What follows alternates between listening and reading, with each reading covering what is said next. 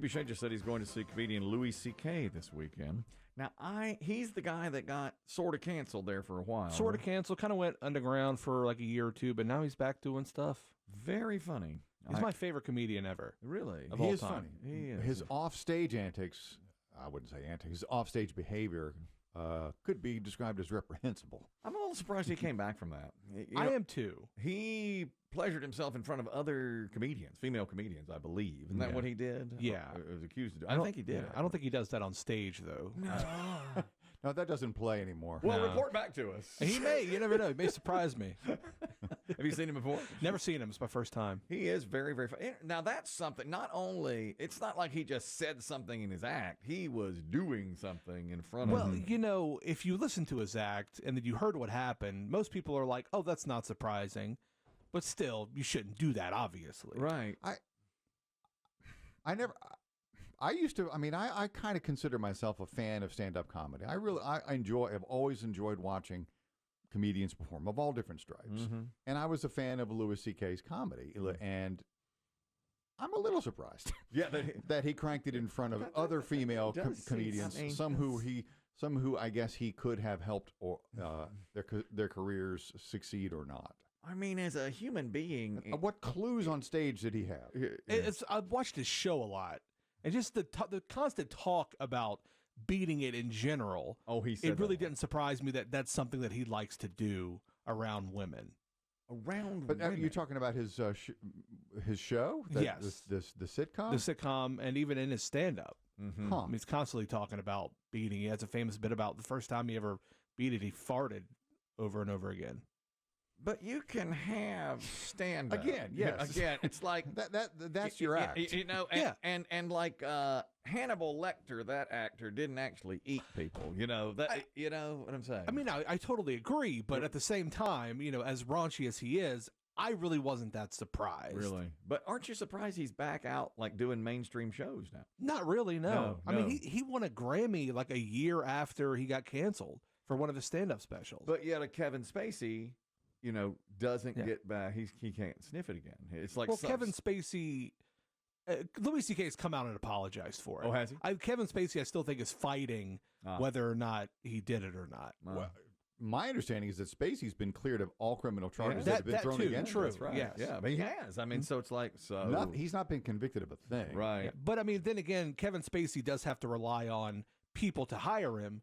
Louis C.K. does everything on his own. But doesn't he sells all of his own but like he has specials. to have, somebody's got to book him. I mean, a Coliseum has to book him. I mean, tremendous talents, both.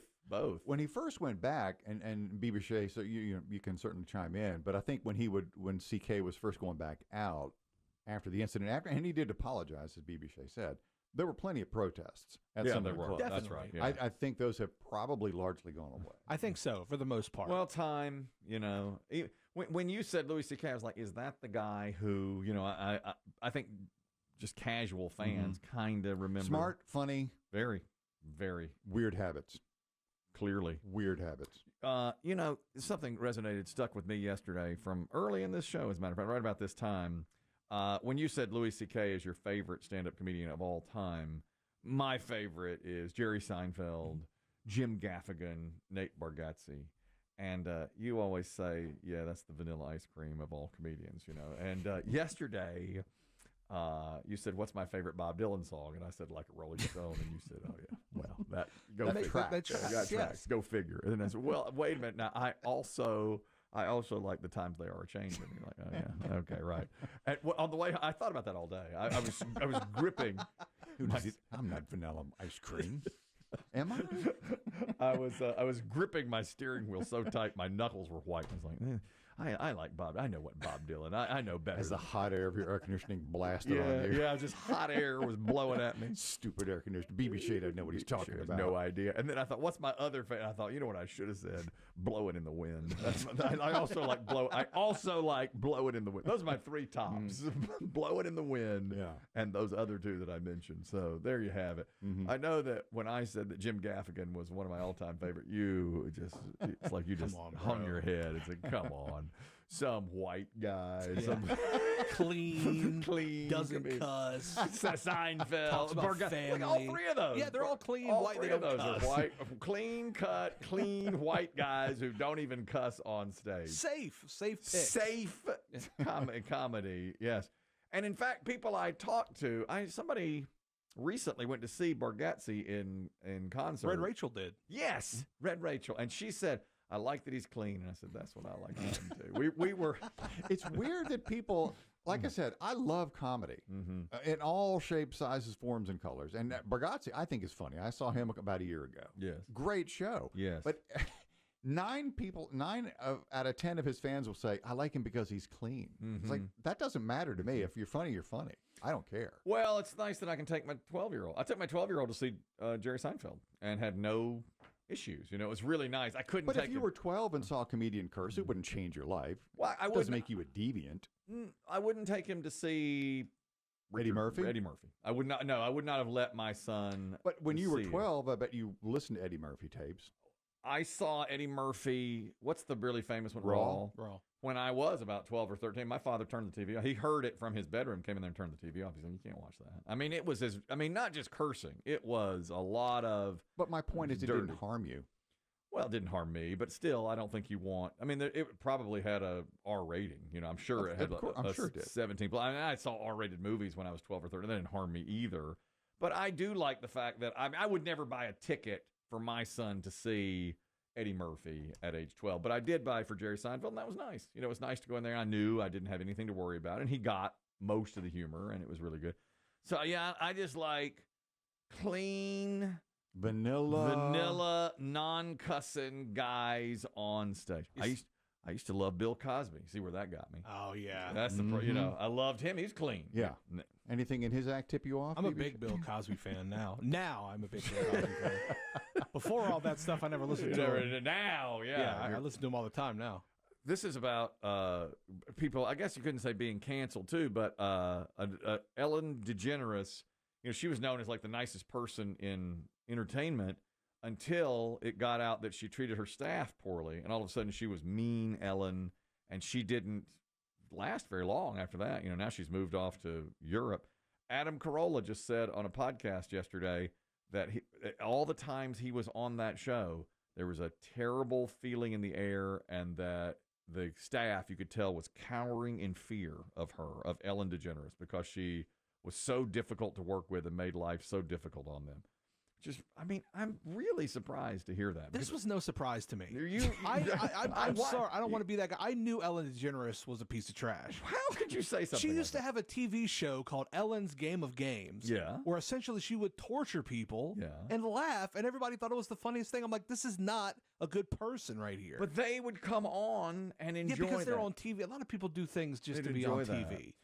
Carolla spoke with a former writer on the Ellen DeGeneres show, and he said she's the worst person I've ever met. She is the worst person I've ever met, that the work environment was so toxic, it was almost impossible to be around. I'm stunned. I mean, she couldn't have been nicer on camera. Everybody said she was the nicest person. You know, they love... two people, I have a couple thoughts about this. Yeah. Two people in my lifetime, and B.B. Shea, you might be a little too young to remember this, have been called the nicest people on TV. One was Rosie O'Donnell. The other was Ellen DeGeneres. Yes. They both live in Europe. They both moved because we perceive them as mean. But they're women. I bet you could say the same thing about a Johnny Carson environment, a David Letterman show environment, and they're hard-nosed, they're perfectionists. But Gary Shandling about the Larry Sanders show. I would imagine that they probably had some crosswords on that set. You don't cross the talent. Probably. Well, this guy on the Carolla podcast said that if you ate meat like in the break room, she'd get mad at you because she was a vegan. So if you had like a ham sandwich, she'd come in and berate you. That to me, that sounds podcasting. That's probably. It may have been over-the-top podcasting. I think it's easier to demonize females. It's probably true. I really do. I think it's a double standard. Not to get all lib. I know the lib. No, I think that's probably true. I've worked with people who men would be considered hard-nosed perfectionists, and women would be considered harpies, bitches. Yeah. Yeah. I mean, that's just the way it is. Well, look at I think it hurt. I think men hate Hillary Clinton because she had to be tough. She had, and she was disliked as a candidate, whereas her husband was liked well enough to win. And they basically shared the same ideas. They're the same Politically, sure. Politically, they had the exact same ideas, But personality-wise, different. night and day. But same ideas politically. That's interesting. That's the first time I've ever thought of that. He wins easily 2 elections. She loses in a huge upset. Wow. First I've heard of that. First I thought of that. That just popped out like that. Thank you, BB Shea. You're welcome. You and your Chinese glasses. He's seeing clearly now.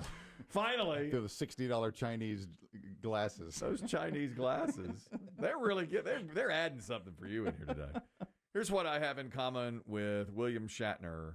William Shatner is 94 years old, and reports are that he was doing anything and everything he can to live forever and have and beat all mortality. Sources say he has become obsessed with the idea of immortality.